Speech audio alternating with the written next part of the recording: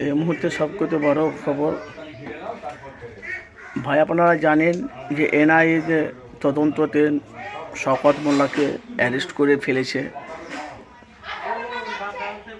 তো ভাই, আমরা দেখতে পাচ্ছি যে বিজেপি সরকার এসে কিছু কিছু দুর্নীতিগুলোকে মুক্ত, মানে দুর্নীতি যে যারা দুর্নীতি করেছে তাদেরকে অ্যারেস্ট করে বেইজ্জতি করে রাস্তাতে হাফ প্যান্ট পরিয়ে দড়ি কোমরে বেঁধে মানুষকে,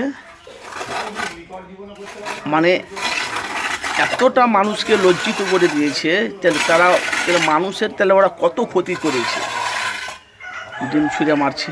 আমরা বলবো ভালো, এগুলো করা দরকার অবশ্যই।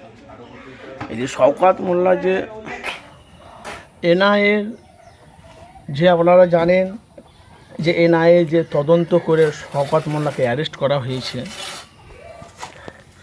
ভাঙড়বাসী গ্রামের লোকেরা, ক্যানিং পূর্বের বিশেষ করে ওনার এলাকার লোকেরা বলছে শওকত মোল্লা যেন জামিন না পায়, শওকত মোল্লা যেন ছাড়া না পায়, যেন সূর্যর মুখ যেন না দেখতে পায়।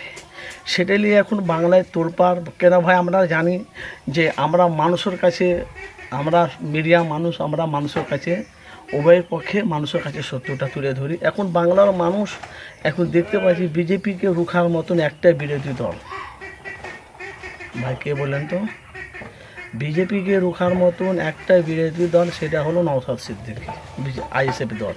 কেন আইএসএফ ছাড়া বাদে অন্য কোনো বিকল্প আমরা বিরোধীকে রুখার মতন আমরা দল দেখতে পাচ্ছি না। তার সাথে সাথে এই যে তৃণমূল যে 15 বছর বাংলা রাজত্ব করেছে মুখ্যমন্ত্রী, 15 বছর, সে মমতা কিন্তু আর বাংলায় নেই। সে যারা তৃণমূল যারা ছিল, যারা বড় বড় যারা পদে ছিল, তারা কিন্তু এখন দেখতে